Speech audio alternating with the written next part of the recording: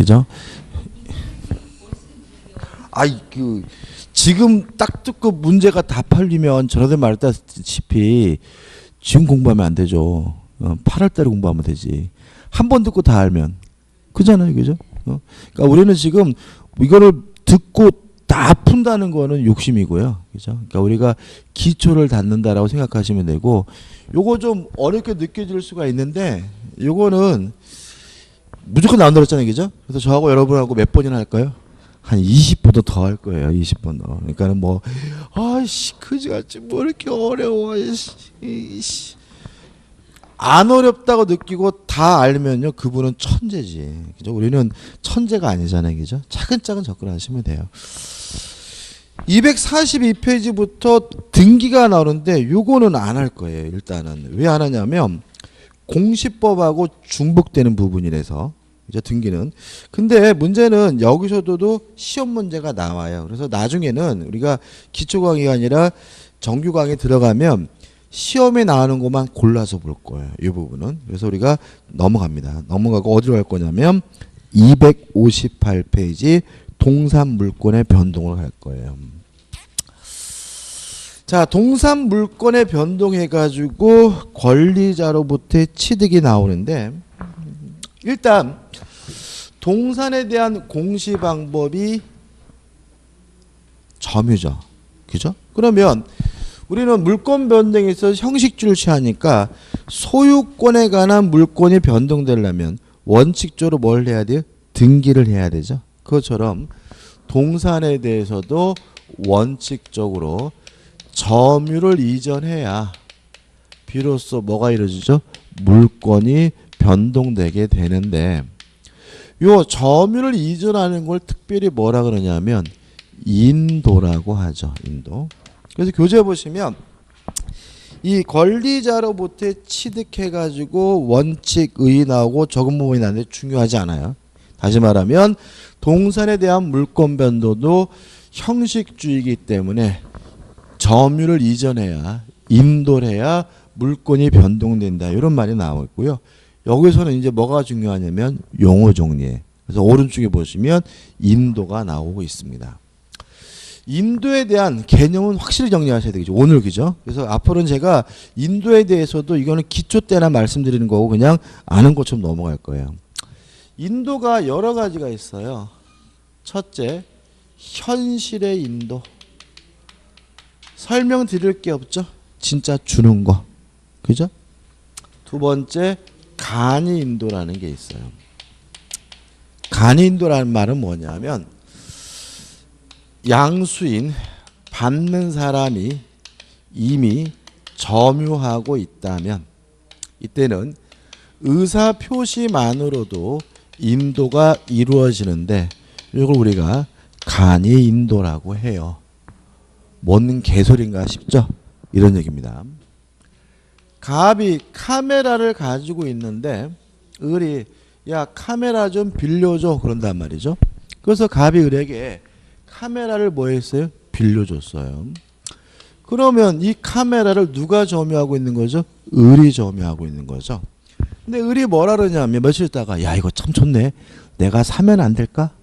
알아서 내가 너한테 팔게. 빌려준 카메라를 팔기로 했어요. 그러면 소유권이 넘어가려면 갑이 을에게 뭘 해줘야 돼요? 인도를 해줘야 된다 그래서. 그죠? 인도해줘야 된다 그래서 굳이 받아서 줄 필요는 없는 거죠. 그죠? 을이 양수인이 그 카메라 뭐 하고 있어요? 점유하고 있으면 이제부터 이 카메라는 네 거다라는 의사 표시만으로 인도가 이루어지는데 이게 뭐예요? 간이 인도라고 한다. 이해되시죠? 그 다음 세 번째로 다해서 뭐가 나오죠? 점유계정이죠. 점유계정이란 말은 뭐냐면 양도인이 계속 점유하기로 하는 인도 방법을 우리가 점유계정이라고 해요. 무슨 말이냐? 이런 얘기입니다. 갑이 카메라 주인인데 을한테 와가지고 그러는 거죠. 야, 그 카메라 나한테 팔아라, 을이. 갑이 싫대요. 왜 싫은데? 야, 임마, 지금 내가 한참 스키 시즌이고 나 스키 좋아하는 거 알지? 거기다가 다음 달에 2월 달에 올림픽 하는데 나 그때 거기 놀러 가야 되거든. 그런단 말이죠. 그래서 우리 가봤는데 제안한 거예요. 네가 나한테 팔면 내가 너한테 3개월간 빌려줄게. 이해되시죠? 그랬더니 어떻게 합이 좋대요. 팔았으니까 인도하고 빌렸으니까 돌려받고 그럴 필요는 없겠죠. 다시 말하면 내가 너한테 팔았지만 내가 너로부터 3개월 빌렸다라는 계약을 하게 되면 그 계약만으로 양도인이 계속 점유하고 있더라도 인도가 이루어지는데 이게 뭐죠? 점유 계정이라고 해요. 개념이 중요합니다. 이 부분은. 자, 뭔 말인지 알면 돼요. 그죠? 그 다음에 마지막으로 네 번째 목적물 반환충국권의 양도죠.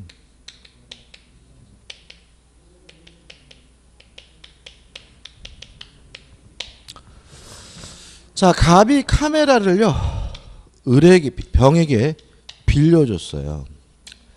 빌려줘서 현재 병이 카메라를 현재 가지고 있거든요. 결론은 뭐냐면 반환충국권의 양도는 제3자가 점유하고 있을 때 인도 방법입니다.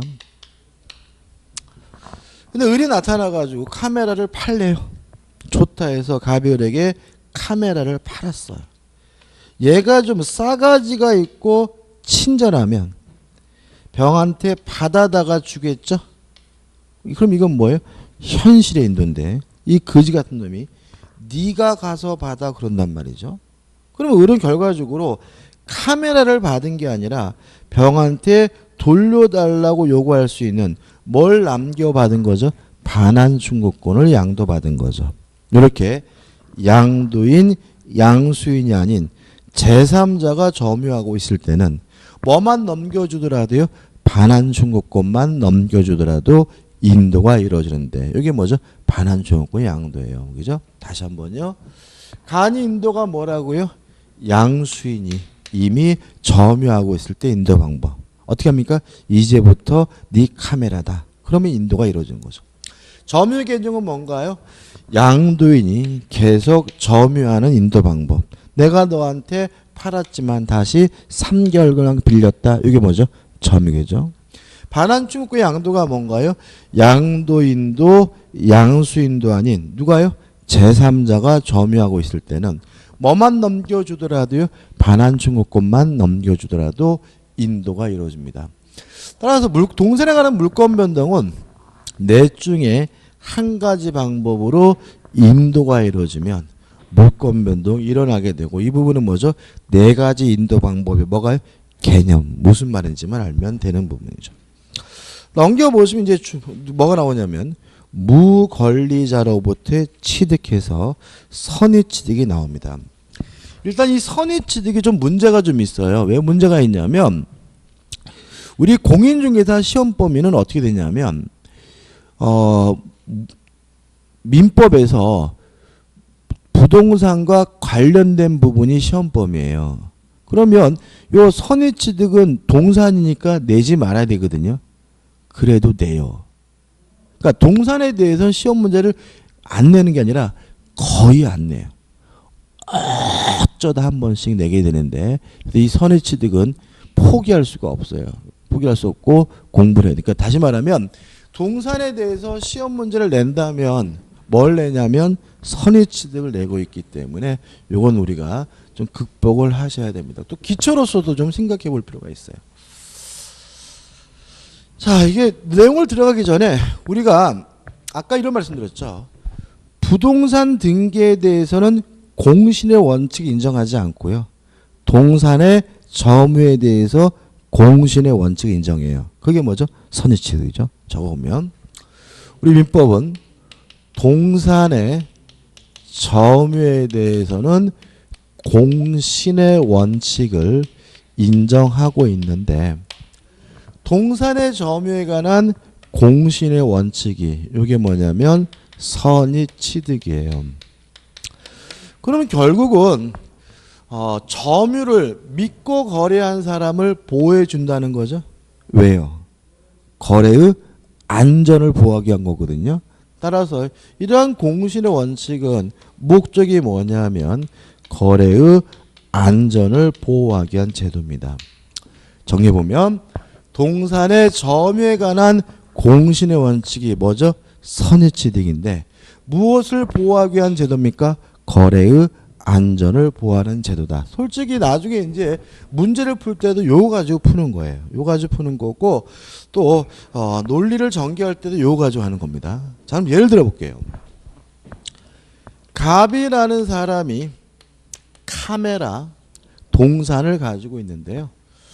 을에게 빌려줬습니다.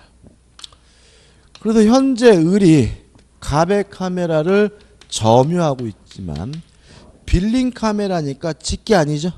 그죠? 무권리자인 거죠.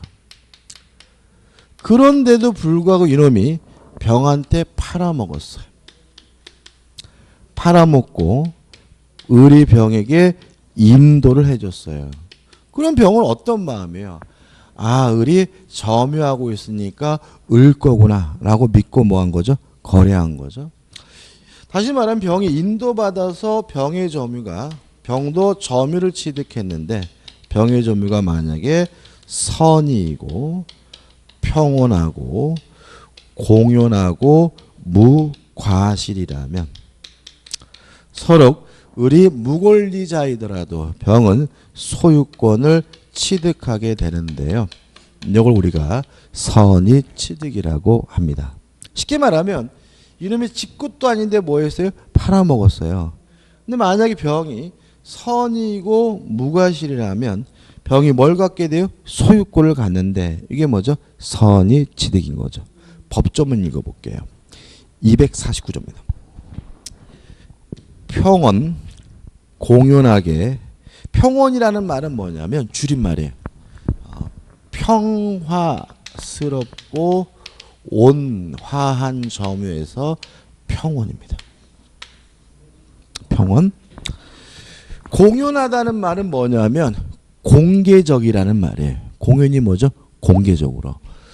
저는 이제 밤늦게 수업 끝나잖아요. 그죠? 밤늦게 수업 끝나고 집에 가다 보면 전철 타면 대전은 그래도 좀 덜한 것 같아. 근데 지역별로 다른데 특히 서울 같은 데 타고 하면 막 젊은 남자 여자가 막 뽀뽀하고 막 껴안고 막 그러는 게 막 있어요. 그럼 일단 1차적으로 부러워요. 부러워요. 왜냐하면은 나이 들어서 그 짓 하면 미친놈 취급받지만 젊은 사람들은 좀 괜찮잖아요. 그죠? 그리고 또 나는 왜 전화할 때 저런 걸 못 해봤을까 이런 생각도 해보고 부러워요. 2차적으로는 신고해버리고 싶어. 신고하면 걔네들 형사처벌 받아요. 그게 뭐냐면 공연 음란죄. 그게 무슨 말이냐면 공연 공개적으로 음란한 행위라면 뭘 받아요? 처벌해요. 공연이 뭐라고요? 공개적으로 이런 말이에요. 그죠? 그래서 뽀뽀도 대충 해야지 너무 진하게 하면 안 돼요. 그죠? 전에 한 번은 그 전철 타고 가는데 서울에서 남자가 이 자식이 막 입술이 삐에로예요. 삐에로. 왜 삐에로인지 아시겠어요? 번져가지고. 그래가지고서 둘이 하도 빨아대가지고 키스를 하느라고. 그래서 막 둘이서 막 그러고 있는 거야. 근데 막 남자가 막 삐에로 되니까 막 여자애가 막 웃고 막 재밌다고 막 그러면서 있더라고. 아우 꼴배기 싫어 진짜. 그냥 확 신고해버리고 싶더라고요.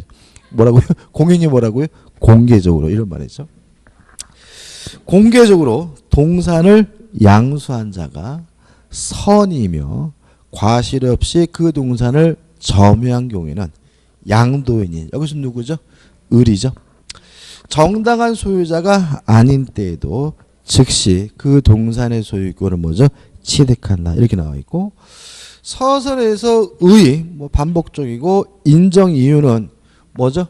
공실의 원칙인데 무엇을 보호하기 위한 제도입니까? 거래의 안전을 보호하기 위한 제도죠. 민법 규정 보시고 우측에 보시면은 가번 권리자에게 기척사에 있는 경우 없는 게 나는데 한번 읽어보시면 되고 바로 우측에 2번 선의취득의 요건으로 갑니다. 자 보죠. 선의취득은요. 카메라와 같은 동산에 대해서만 인정이 됩니다. 부동산의 경우에는 선의취득할 수가 없습니다. 왜냐하면 선의취득은 공신의 원칙인데 우리 민법은 뭐에 대해서만요? 동산에 대해서만 인정합니다. 부동산은 뭐 할 수 없어요? 선의취득할 수가 없습니다. 이해되시죠? 동의하시죠? 근데 과거 이게 한번 시험 문제 나왔어요.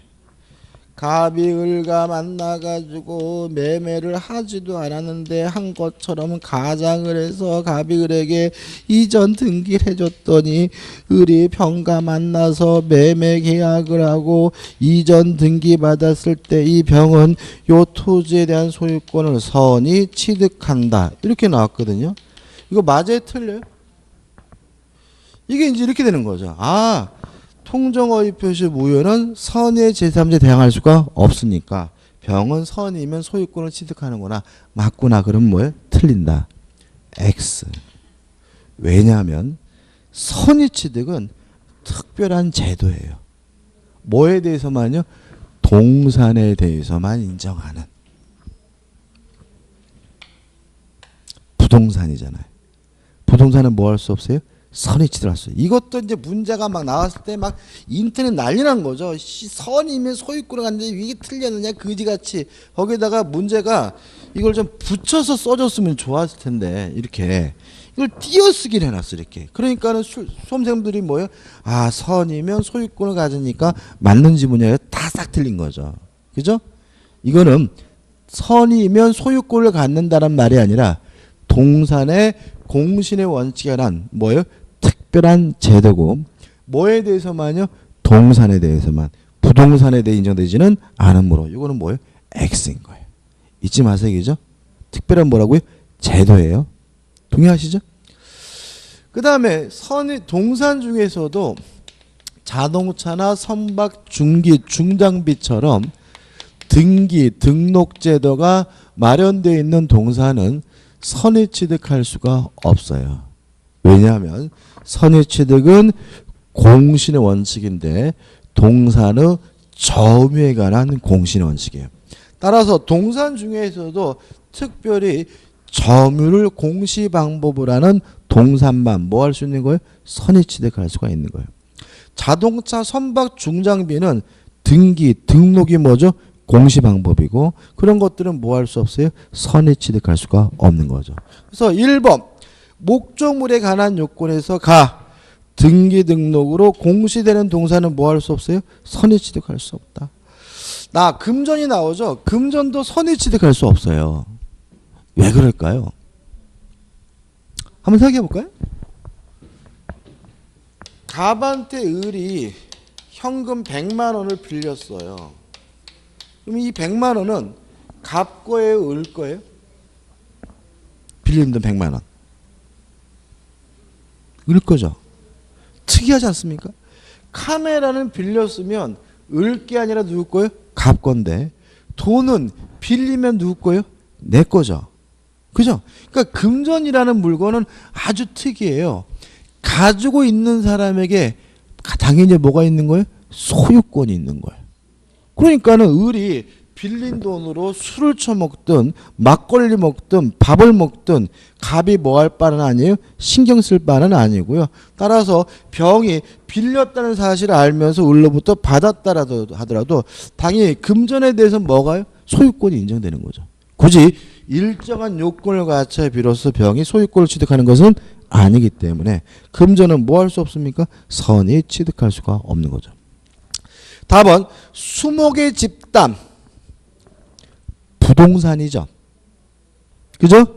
선을 취득할 수가 없습니다. 왜요? 동산만 되니까. 이 도가 뭐냐면 도가 벼도자예요. 그러니까 서 있는 벼예요. 농작물이죠. 부동산 뭐 할 수 없어요? 선을 취득할 수가 없죠. 미분리 과실 안딴 사과죠. 부동산 뭐 할 수 없습니까? 선을 취득할 수 없죠. 왜요? 선의 취득은 뭐에 대해서만요? 동산에 대해서만 인정되니까요. 라번 증권적 채권에서 지시채권, 무기명채권은 별도의 특별 규정이 적용되기 때문에 선의 취득 대상이 아닌데 신경 쓸 필요가 없고요. 넘기셔서 마번 양도가 금지되어 있는 물건 요거죠. 선의 취득이란 거래의 안전을 보호하는 제도예요. 따라서 거래 자체가 금지되어 있다면 굳이 그 안전을 뭐 할 필요 없어요? 보호할 필요가 없는 거니까 양도가 금지되는 물건에 대해서는 뭐가 인정될 수 없습니까? 선의취득이 인정될 수는 없죠. 마밤 부동산 등기에 의하여 공시되는 동산은 선의취득할 수 있는데 이건 개념이 까다롭기 때문에 오늘은 안 할 겁니다. 자, 그럼 보자고요. 결론은 뭐예요? 부동산은 안 되고 동산 중에서 등기 등록된 동산은 안 되니까 동산 중에서도 점유를 공시 방법으로는 동산만 뭐 할 수 있죠? 선의 취득할 수가 있다. 이게 뭐죠? 결론인 거죠. 그 다음 양도인에 관한 요건입니다. 의리죠. 우리가 양도인인데 양도인은 무권리자지만 반드시 뭘 하고 있어야 돼요? 점유를 하고 있어야 돼요. 왜냐하면 공신의 원칙이란 공시 방법을 신뢰하고 거래한 사람을 보호해 주는 게 뭐죠? 공신의 원칙이니까 병의 입장에서는 을이 반드시 뭐 하고 있어야 돼요? 점유를 하고 있어야 되는 거고 점유의 종류는 따지지 않습니다. 그 다음에 또 점유하고 있지만 뭐 해야 돼요? 무권리자야 돼. 끝입니다. 그 다음 3번 양수인에 관한 요건 해가지고 평온, 공연, 선의, 무과시로 뭘 해야 돼요? 점유를 취득해야 되거든요. 누구도요? 양수인도요. 근데 인도가 네 가지죠. 그죠? 다시 말하면 을이 병에게 팔아먹고 병에게 인도를 해줘야 되잖아요. 인도를 해줘야 병이 뭘 취득해요? 점유를 취득하잖아요. 근데 인도 방법이 총 몇 가지예요? 네 가지인데 빠지는 게 있어요. 점유 계정은 안 된다는 것이 우리 판례 입장입니다. 다시 말하면 현실의 인도를 받은 사람도 선의 취득할 수 있고요. 간이 인도받은 사람도 선의 취득할 수 있고 반환 충국고 양도를 받은 사람도 뭐 할 수 있어요? 선의 취득할 수 있지만 뭐는 안 돼요? 점유 계정은 안 된다는 거. 그래서 이게 왜 개념을 공부하냐면 이 선의 취득 때문에 공부하는 거예요.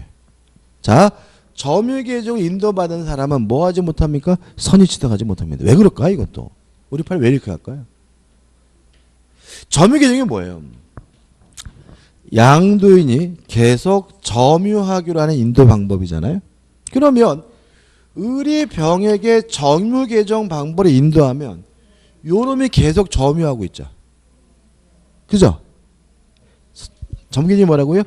양도인이 계속 점유하는 인도 방법이잖아요. 그러면 을이 병에게 점유 계정 방법 인도하면 요놈이 계속 점유하고 있죠. 그럼 만약에 얘가 점유 계정으로 선의 취득할 수 있으면 얘가 소유권을 취득했더라도 또 팔아먹을 수 있죠. 얘가 뭐 하고 있어요? 점유하고 있잖아요. 그죠? 또 팔아먹을 수 있죠. 그럼 어떻게 해요? 카메라의 소유자가 2명 되네. 또 팔아먹으면 한 개 카메라의 소유자가 뭐예요? 3명이 되네.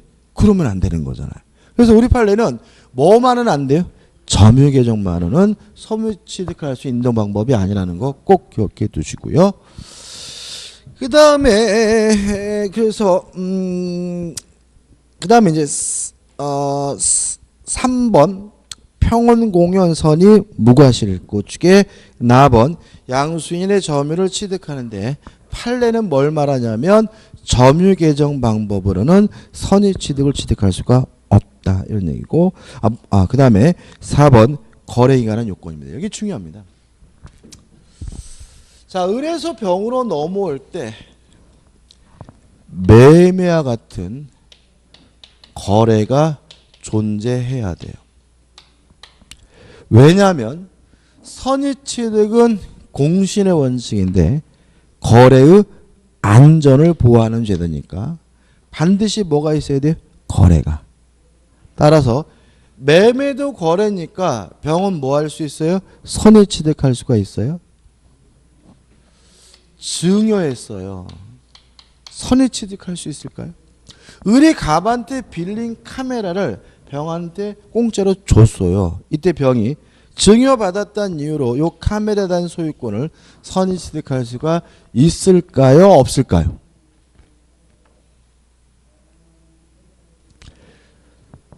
증여는 거래인가요? 거래죠. 무상인 거래. 증여도 선의 취득할 수가 있습니다. 왠지 꽁꼬로 주면 안 될 것 같죠? 그죠? 이런 데 파고드는 거예요. 거래가 존재하면 되고요. 유상이든 무상이든 따지지는 않습니다. 따라서 증여도 거래이므로 증여받은 사람도 뭐 할 수 있어요? 선의 취득할 수가 있습니다. 동의하시죠? 그죠? 야, 그거 너무한 거 아니야? 이러지 마시고, 그죠? 그죠? 의뢰에서 병으로 넘어오게 된 이유가 상속이에요. 선의 취득할 수 있을까요? 상속이 거래일까요? 아니죠. 상속받은 사람은 뭐 하지 못해요? 선의 취득하지 못합니다. 뭐가 있어야 된다고요? 거래가. 상속이 거래가 아니라는 게 이해가 안 되시는 건 아니죠. 그죠? 만약에 상속으로 선의 취득이 가능하다 규정해 놓으면요. 죽기 전에 너무 바빠. 그잖아요.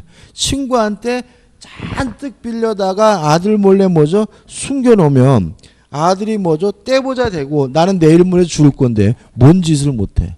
그죠? 상속은 뭐가 아니에요? 거래가 아니에요. 따라서 상속을 원인으로 해서는 뭐 할 수 없습니까? 선의 취득할 수가 없습니다. 그 다음에 이 거래는 아무런 흠이 없는 유효한 거래해야 돼요. 만약에 거래 자체가 이미 무효거나 취소할 수 있다면 선의 취득은 인정되지 않아요. 왜냐하면 선의 취득은 거래의 안전을 뭐하는 제도예요? 보호하는 제도니까 이 거래 자체가 보호할 만한 가치가 있어야죠. 이미 이 거래가 무효라면 굳이 그 안전을 보호할 필요는 없는 거고요. 이미 거래가 이미 취소할 수 있다면 그 안전을 보호할 필요 없어요? 보호할 필요는 없으니까 이 거래는 아무런 흠이 없는 뭐예요? 유효한 거래여야 돼요. 끝입니다. 다 했어요. 그래가지고 거래 행위가 존재하고 밑에 나번 거래 행위가 뭐예요? 유효하고 그 다음에 유효하고죠, 그죠? 넘겨보시면 선의 취득의 효과입니다.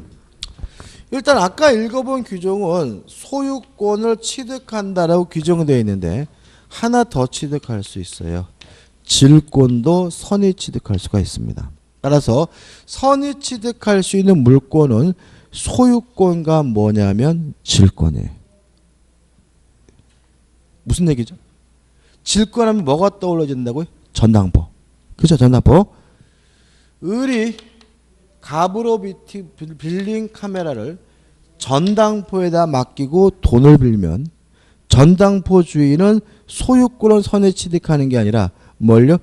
질권을 선의 취득하겠죠. 다시 말하면 선의 취득할 수 있는 물건은 소유권과 뭐죠? 질권입니다.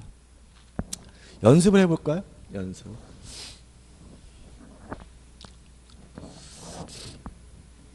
갑의 나무가 있었어요.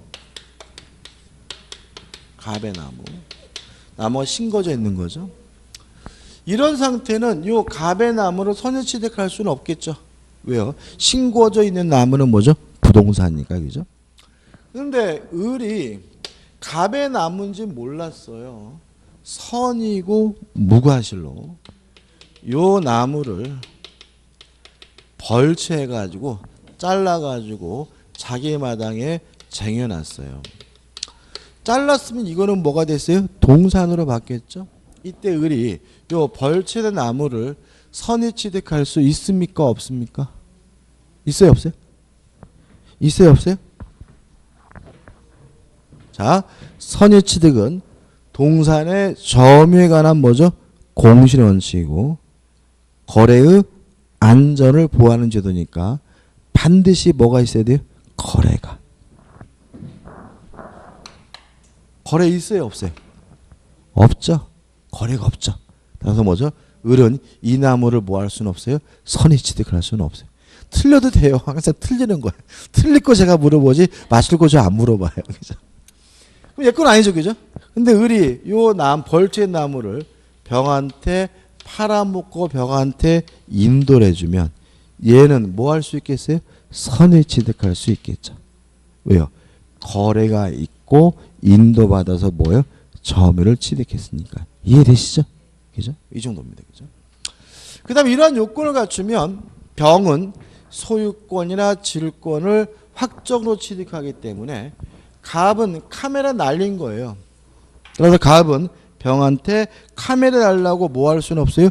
요구할 수는 없고요. 그럼 갑은 어떻게 해야 돼요? 을한테 부당이득 반환을 청구하거나 불법행위로 원인으로 손해배상 청구해야죠. 왜? 을은 갑의 카메라를 뭐 했어요? 팔아먹었잖아요. 그죠? 이 기본적 효과입니다. 다 했어요. 그 다음에 이제 박스 판례 밑에 4번 해가지고 도품 유실물에 관한 뭐가 나오죠? 특칙이 나와요. 법조만 이해하면 되는데 제가 시작하면서 을이 갑의 카메라를 빌려서 팔아먹었다 그랬죠. 그죠? 훔쳐서 팔아먹었으면 어떡할 거예요? 도품이죠. 아니면 갑이 잊어버린 물건을 주워서 팔아먹었으면 어떡할 거예요? 이게 뭐죠? 유실물이죠. 일단 선의 취득의 대상물이 도품이거나 유실물인 경우에는 병이 일단 선이 취득하지만 갑은 병에게 2년 내에는 반환 청구하는 것이 가능해요. 법 좀 읽어볼게요. 250점. 전조의 경우에 그 동산이 도품이나 유실물인 때에는 피해자 또는 유실자는 도난 또는 유신한 날로부터 2년 내에 그 물건의 반환을 뭐 할 수 있습니까? 청구할 수 있습니다. 항상 우리 민법은 숫자가 나오면 숫자 앞에 나오는 말을 조심하자 그랬죠? 2년 앞에 뭐라고 돼 있어요? 도난 또는 유실한 날로부터죠. 다시 말하면 요때부터 뭐예요? 2년이에요. 병이 샀을 때부터 2년이 아닙니다. 보통 어떻게 나가고 있어요? 선이 취득한 날로부터 2년. 그럼 뭐가 돼요? X가 됨을 주의하시기 바랍니다. 그 다음에 2년 내 반환을 청구할 때는 갑은 병에 원칙적으로 대가를 변상할 필요는 없습니다. 다만 예외가 있는데 251조입니다. 양수인이 도품 또는 유실물을 경매나 공개 시장에서 또는 동종류의 물건을 판매하는 상인에게서 선의로 매수한 때에는 피해자 또는 유실자는 양수인이 지급한 대가를 변상하고 그 물건의 반환을 청구할 수 있다. 적진 않을게요. 자, 원래 도품이란 이유로 반환을 청구할 때는 굳이 뭐 할 필요 없습니까? 대가를 변상할 필요는 없다. 다만 병이 그 물건을 구입한 곳이 좀 믿을 만한 곳이었어요. 뭐가 나오죠? 경매를 통해서 구입했거나 아니면 공개 시장을 통해서 구입했거나 동종의 물건을 판매하는 상인으로부터 구입한 경우에는 뭘 해야 됩니까? 대가를 변상해야지만 반환을 청구할 수 있다는 거 주의하시기 바랍니다. 그 작년에 주택관리사 시험에서 뭐가 나왔냐면 이게 나왔어요. 갑의 노트북을 을이 훔쳐서 절취해서 병한테 팔아먹었는데 을은 중고 노트북 상인이었어요. 다시 말하면 중고 노트북 상인이 갑의 노트북을 훔쳐가지고 그 상점에서 병에게 팔았어요. 그러면 도품이니까 갑은 병에게 뭐 할 수 있어요? 2년 내에 반환 청구할 수 있겠죠? 그러면 병에게 대가를 변상해야 돼요? 변상할 필요가 없어요?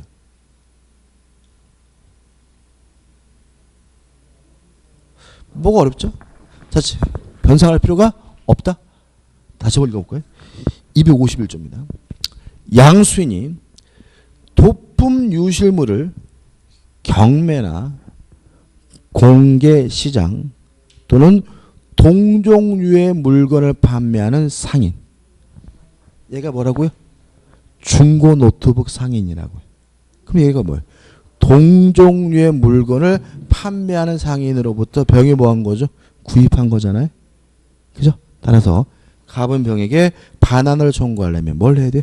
대가 변상을 해야 된다. 여기 한번 주택글라데 시험에 나왔어요.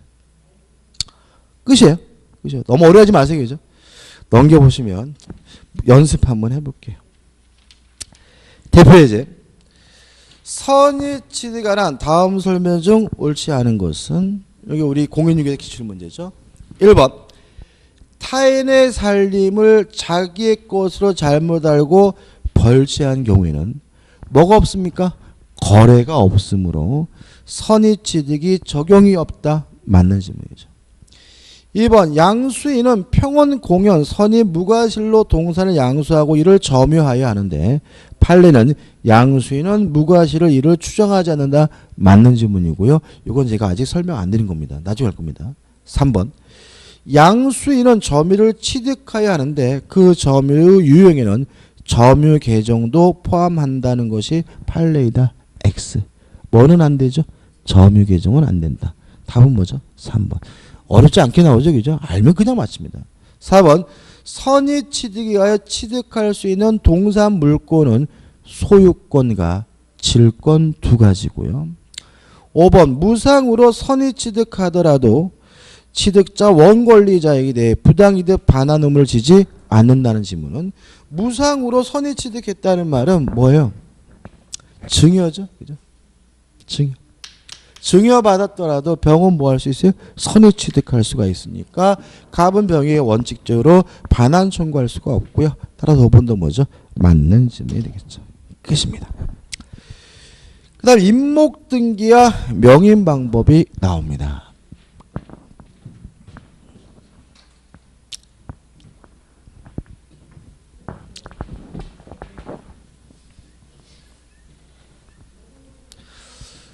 대외적으로 권리자임을 보여주는 방법을 우리가 공시방법이라고 하고요.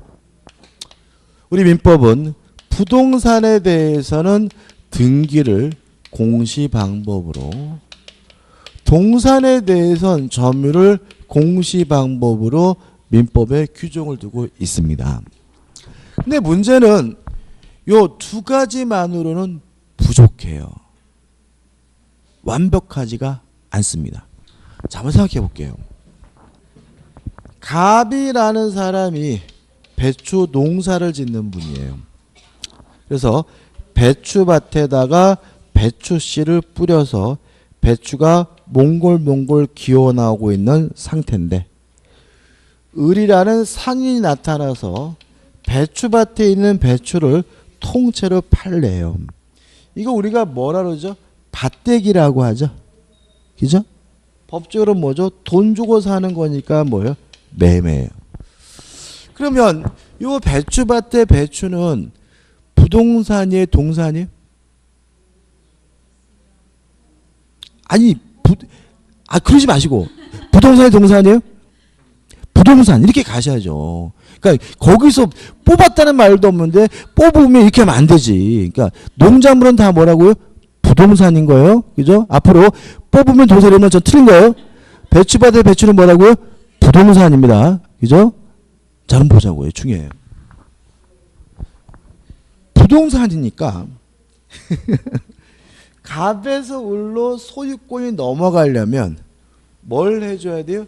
등기를 해줘야죠. 그죠? 그죠? 왜 이렇게 웃겨요? 별로 안 웃기네 나는. 이렇게 크게 한번 웃어요. 크게 한번. 다시 한번. 부동산입니다. 그죠? 부동산이니까 갑에서 을로 소유권이 넘어가려면 뭘 해야 돼요? 등기를 해줘야 되는데 배추밭에 배추는 뭐 할 수 없어요? 등기할 수가 없죠. 그죠? 지금 제가 뭘 강조하는 거예요?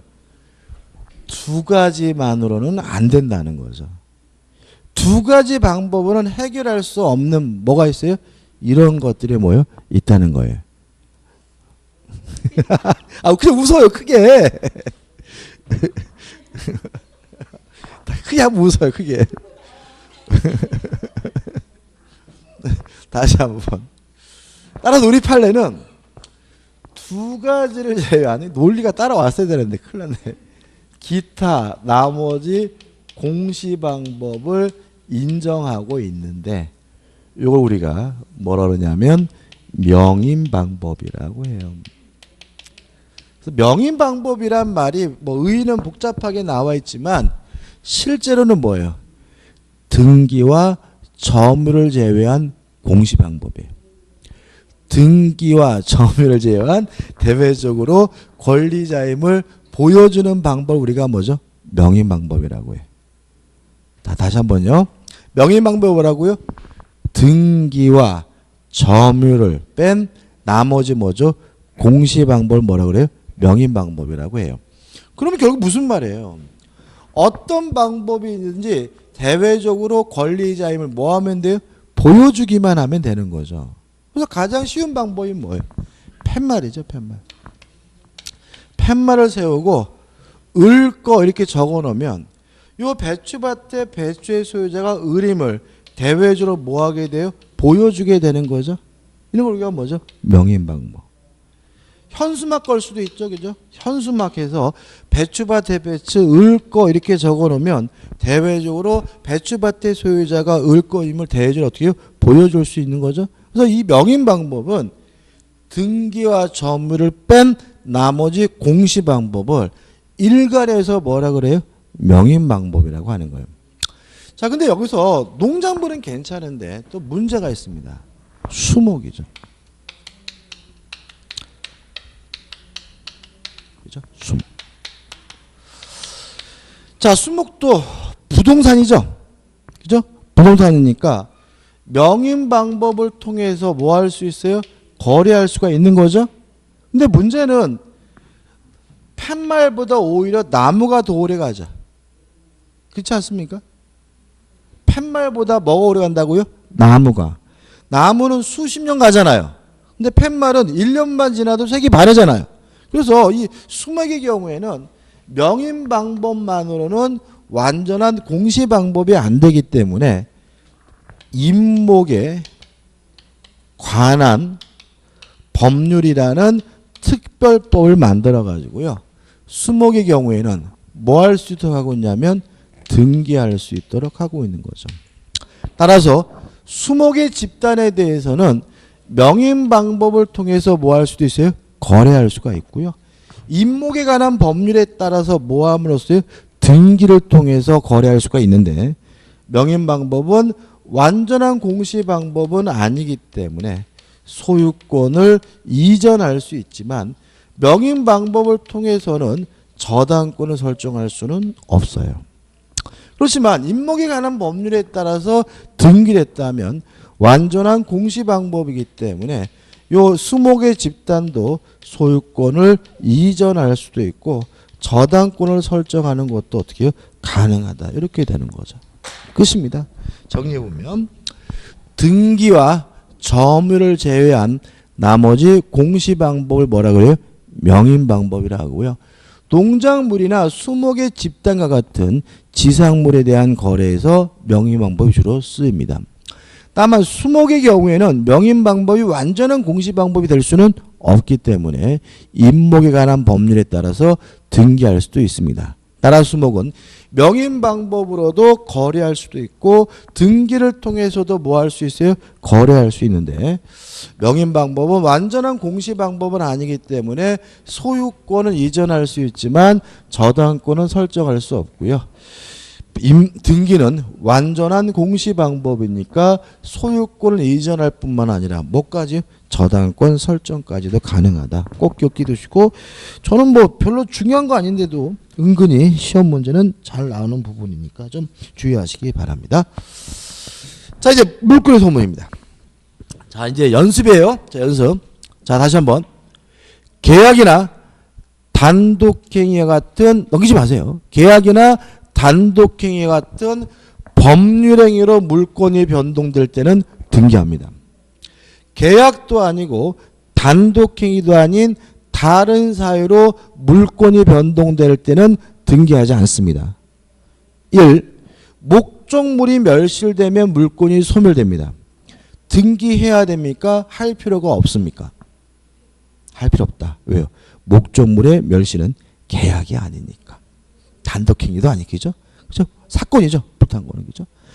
넘기셔서 2. 소멸시효도 아까 했죠? 법률행위가 아니죠? 따라서 뭐 할 필요 없습니까? 등기할 필요가 없습니다. 따라서 용익물권도 소멸시효가 완성되는 순간 등기하지 않아도 물권이 뭐죠? 소멸됩니다. 3. 물권의 포기 등기해야 될까요? 아이 크게 웃으시라니까. 참으시면 끝없이 웃겨. 자, 포기 등기해야 돼 할 필요 없어요? 포기 등기해야 되나요? 자, 소유권의 포기. 제가 전에 이런 말씀드렸죠. 제가 이 안경에 대한 소유권을 포기하려면 누구의 동의나 승낙을 받을 필요가 없으니까 단독행위. 그죠? 그죠? 포기는 뭐예요? 단독행위. 등기해야 돼 할 필요 없어요? 아, 왜요? 자, 다시. 법률에 의한 물권 변동은 등기합니다. 계약과 단독행위는 법률행위니까 뭘 해야 돼요? 등기합니다. 단독행위잖아요. 단독행위 뭘 해야 돼요? 등기해야 돼요. 따라서 제가 아무리 포기하겠다고 하더라도 제 소유권이 없어지지 않아요. 그 등기를 뭐예요? 말소 등기를 해야, 등기를 해야 비로소 뭐가요? 물권이 소멸되는 거예요. 재미있는 얘기 해드릴까요? 기억을 돕기 위해서. 제가 이제 운전하고 하는데 그 라디오에서 뭐 법률 상담이에요. 법률 상담인데 변호사가 이렇게 와가지고 이제 막 이제 물어보는 거잖아요, 그죠? 라디오인데 저 그거 듣고 얼마나 웃었는지 몰라. 웃으시는데 그 사건 내용이 뭐냐면 이런 거예요. 이 전화가 오신 분이 동네 어떤 미친놈이 자동차를 갖다 버렸대요. 뭘요? 자동차를.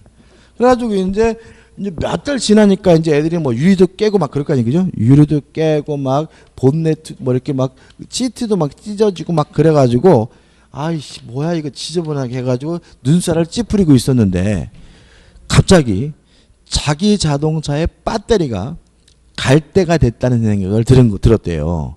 그러니까 이 버린 자동차 안에 배터리는 쇳병일지 모르겠다는 생각에 집에 가서 드라이버를 들고 와서 본네트를 뜯었더니 역시나 배터리는 쇳병이었대요. 그래가지고 흐뭇한 마음으로 배터리를 띄어다가 자기 차에게 달고, 그죠? 달고 흐뭇한 마음 하룻밤 잤는데 경찰서에서 연락이 왔대요. 그래서 갔더니 자기를 특수절도라고 구속을 했대요. 뭐 했다고요? 특수절도라고. 절도. 그래가지고 뭐 이런 거지 같은 일이 다 했나 싶어서 재판을 했는데 법원에서 유죄 판결을 받았대요. 특수절도로. 다만 초범이기 때문에 집행유예 선고받아서 풀려나 있지만 너무나 억울해 죽겠대요. 그래가지고 전화를 했더라고요. 특수절도 맞아요. 왜 그러냐면 지금 자동차를 갖다 버린 거는 소유권을 포기한 거죠. 그죠? 포기했다는 이유로 물권이 소멸되려면 뭘 해야 된다고요? 등기. 그죠? 그러니까 자동차면 등록을 뭐 해야 돼요? 말소를 해야 돼요. 그잖아요. 지금 그 얘기잖아. 부동산에 대한 소유권을 포기하면 포기한다 그것만은 부족하고 말소 등기를 해야 비로소 소유권이 없어진다고요. 왜요? 법률행위한 물권 변동은 뭘 해야 돼요? 등기를 해야 되니까. 그러니까 이것도 등록을 뭐 해요? 말소를 해야 이 사람의 소유권이 소멸되는 것이지 말소 안 했다면 소유권이 소멸되지 않고 있는 거예요. 그러니까 이건 뭐예요? 절도죠. 남의 물건을 가져왔으니까. 거기에다가 뭘 들고 갔어요? 드라이버 들고 왔죠. 흉기예요, 흉기. 그러니까 뭐 흉기를 휴대했기 때문에 뭐가 돼요? 특수절도 이렇게 되는 거죠. 무슨 말 아시겠죠? 함부로 만지지 마세요, 그죠? 자, 포기했다는 이유로 물권이 소멸되려면 뭘 해야 됩니까? 등기해야 됩니다. 왜냐하면 법률행위에 의한 물권 변동은 뭘 해야 돼요? 등기를 해야 되니까. 그 다음에 오른쪽에 보시면 뭐가 나와요? 혼동이 나옵니다. 오늘의 마지막이에요. 뭐 한숨을 쉬어요. 예? 예? 혼동한다고요? 아, 그 얘기는 아닌데. 혼동은요, 어려울 수 있어요. 어려울 수. 왜냐하면 문제가 무조건 사례 문제가 나와요. 사례. 근데 제가 전에 이런 말씀 드린 적이 있어요. 어려울수록 뭐만 하자고요? 기본만 하자. 쉬우면 뭐요? 깊이 있게. 어려우면 뭐요? 기본만. 그래서 이 부분은 책 안 읽어봐도 돼요. 뭐만 하면 돼요? 기본만. 기억할 거는 많지 않아요. 그래서 273페이지 오시면 빈 공간이 있거든요. 거기다가 메모하고 그냥 그것만 공부할 거예요. 273페이지 오시면. 그죠? 책 안 읽어본다 그랬어요. 그죠? 읽지 마세요. 읽어보고, 그지같이 어려운 민법 이러지 말라고 그죠? 이제 읽지 말라고 그죠? 읽지 말라면 꼭 읽고 싶죠. 그죠? 자, 혼동이라는 건 뭐냐면, 동일한 주체에 두 개 이상의 권리가 존재하게 됐어요. 이렇게 두 개 이상의 권리가 존재했을 때 둘 중에 불필요한 것은, 쓸모없는 것은 자동으로 소멸되게 되는데 이걸 우리가 뭐라 그러냐면 혼동이라고 해요. 이런 얘기입니다. 제가 전세권을 가지고 있었어요. 근데요, 제가 그 집을 샀거든요. 그래서 중복해서 뭘 갖게 됐냐면 소유권을 갖게 됐어요. 그럼 굳이 뭘 가지고 있을 이유는 없어요? 전세권을 가지고 있을 이유는 없으니까 소유권을 취득하는 순간 전세권은 자동으로 뭐가 돼요? 없어지는데 이걸 우리가 뭐죠? 혼동이라고 해요. 제가 아파트 임차권을 가지고 있었어요. 근데 제가 그 아파트를 샀거든요. 그래서 제가 뭘 갖게 됐어요? 소유권을 갖게 됐다면 굳이 중복해서 뭘 가지고 있을 이유는 없어요. 소유권을 가지고 있을 이유는, 임차권을 가지고 있을 이유는 없으니까 소유권을 취득하는 순간 임차권은 자동으로 뭐가 돼요? 소멸돼요. 이걸 우리가 뭐죠? 혼동이라고 해요. 너무나 당연한 얘기죠. 그죠? 이런 질문 어떨까요? 혼동은 물권과 채권의 공통된 소멸 사유이다. 맞아요? 틀려요? 혼동은 물권과 채권의 공통된 소멸 사유이다. 이제 대답하기도 무섭죠? 다 틀리니까. 맞죠? 왜냐하면 전세권은 물권, 임차권은 뭐예요? 채권. 제가 왜 그런지 아시겠어요? 물권도 혼동으로 소멸될 수 있고요. 채권도 혼동으로 뭐 될 수 있어요? 소멸될 수 있어요. 다시 말하면 혼동은 물권과 채권의 뭐가 돼요? 공통된 소멸자이다. 맞는 질문이죠. 아무튼 물권이든 채권이든 두 개 이상 권리가 있는데 둘 중에 쓸모없는 것은 자동으로 소멸되는데 이게 뭐라고요? 혼동이다. 이렇게 되는 거죠. 그럼 이제 역으로 여전히 필요하다면 두 개 이상 권리가 있더라 여전히 필요하다면 그때는 혼동으로 뭐 되지 않겠어요? 소멸되지 않겠죠?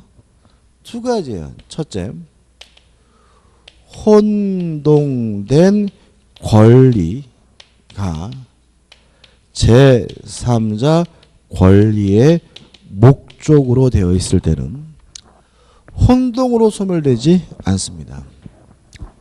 두 번째, 혼동된 권리보다 후순위 권리가 존재하는 경우에는 혼동으로 뭐 되지 않습니까? 소멸되지 않습니다.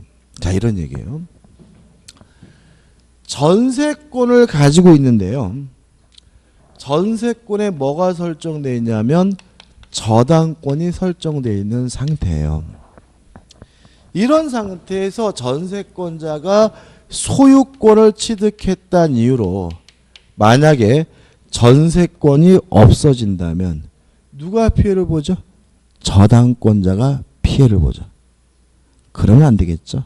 따라서 혼동된 권리가 제3자 권리의 뭐죠? 목조로 되어 있으면 혼동으로 뭐 되지 않아요? 소멸되지 않습니다. 이해되시죠? 그죠? 두 번째, 1순위가 갑 앞으로 전세권이 설정되어 있었고요. 2순위가 을 앞으로 저당권이 설정되어 있어요. 이런 상태면 우리가 나중에 배우겠지만 1순위가 전세권자이기 때문에 경매가 되면 전세권자가 받고 남는 게 있으면 누가 받아요? 저당권자가 받는 거거든요. 근데 만약에 전세권자가 돈을 다 줬다는 이유로 중복해서 소유권을 갖게 됐고요. 얘가 소유권을 취득했다는 이유로 전세권이 없어지면 난리 납니다. 왜요? 을이 경매에서 돈을 다 가져가 버리죠. 그죠? 그러면 안 되는 거죠. 따라서 소멸될 권리보다 뭐가 있으면요? 후순위 권리가 있으면 혼동으로 뭐 되지 않아요? 소멸되지 않습니다. 간단하죠, 그죠? 마지막으로 권리의 성질상 혼동되지 않는 권리가 있어요. 점유권 혼동되지 않습니다. 이해되시나요? 제가 지금 안경을 쓰고 있으면 저는 이 안경에 대해서 점유권도 있고 뭣도 있는 거예요? 소유권도 있는 거죠. 소유권이 따라서 점유권이 뭐 되는 건 아니에요? 없어지는 건 아니니까 점유권은 혼동되지 않아요. 광업권도 혼동으로 소멸되지 않는데 왜 광업권이 혼동으로 소멸되지 않는지는 이유는 나중에 볼 겁니다. 이게 전부예요. 이게 전부예요. 이게 한 문제짜리예요. 한 사람에게 2개 이상 권리가 있으면 자동으로 소멸되는 게 뭐예요? 혼동인데 다만 소멸될 권리보다 권리가 제3자 권리의 목적이거나 후순위 권리가 뭐하면요? 존재하면 혼동으로 뭐 되지 않아요? 소멸되지 않고요. 또 점유권이나 광업권은 권리의 성질상 뭐 되지 않습니까? 혼동되지 않는다까지만 기억하시면 됩니다. 앞으로 이제 제가 이 혼동 부분은 앞으로도 이렇게만 설명드릴 거예요. 이것도 뭐죠? 얼마나 많이 할 거예요? 한 수십 번은 더 할 겁니다. 이것도. 자, 연습하는 의미에서 문제 한번 풀어볼게요. 자, 위에 문제 있죠? 혼동으로 인한 물권의 소멸에 관한 다음 설명 중 옳지 않은 것은 1번 갑토지의 저당권을 가진 자가 후에 토지의 소유권을 취득하면 자 보세요. 뭘 가지고 있었습니까? 저당권을 가지고 있었죠. 근데 중복해서 뭘 갖게 됐어요? 소유권을 갖게 됐어요. 굳이 저당권은 중복해서 가지고 있을 이유는 없으니까 저당권은 소멸되겠죠. 그 저당권은 소멸한다. 맞는 질문이죠. 2번 갑토지 A가 1번 저당권, B가 2번 저당권을 가졌을 경우까지 일단 끊어볼게요. 자, 2번은 지금 1순위 저당권자가 누군가요? A죠. 2순위 저당권자가 B죠. 이런 상태에서 만약에 1순위 저당권자인 A가 중복해서 소유권을 갖게 됐다면 이 저당권은 혼동으로 소멸되지 않아요. 왜냐하면 소멸될 권리보다 뭐가 있어요? 후순위 권리가 있으니까요. 그죠? 그렇지만 B가 중복해서 소유권을 갖게 되면 이 저당권에 뭐가 설정되어 있는 것도 아니고요. 얘보다 뭐도 없어요? 후순위도 없으니까 이 비저당권 당연히 혼동으로 뭐가 돼야 돼요? 소멸이 돼야 돼요. 따라서 B가 갑토지의 소유권을 취득하면 B의 2번 저당권은 소멸하지 않는다는 지문은 뭐죠? X가 되는 거죠. 이해되시죠? 어려운 거 없습니다. 이거를 혼동은 어렵게 공부하면 안 돼요. 단순하게 공부해야 이렇게 문제를 풀어요. 무조건 사례 문제니까.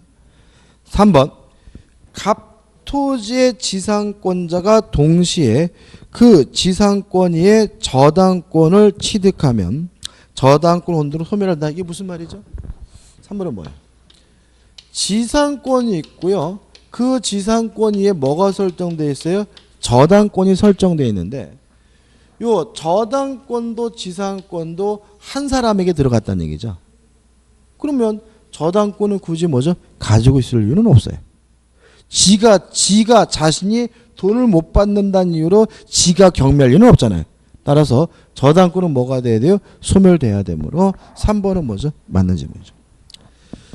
4번 갑 갑토지 지상권자가 상속으로 소유권을 취득하였더라도 그 지상권이 타인의 저당권이 목조로 되어 있을 때는 혼동으로 소멸되지 않는다. 무슨 말이죠? 자, 지상권을 가지고 있는 사람이 상속으로 뭘 갖게 됐어요? 소유권을 갖게 됐죠. 근데 이 지상권에 뭐가 설정되어 있다는 거예요? 저당권이 설정되어 있다는 얘기죠. 그죠?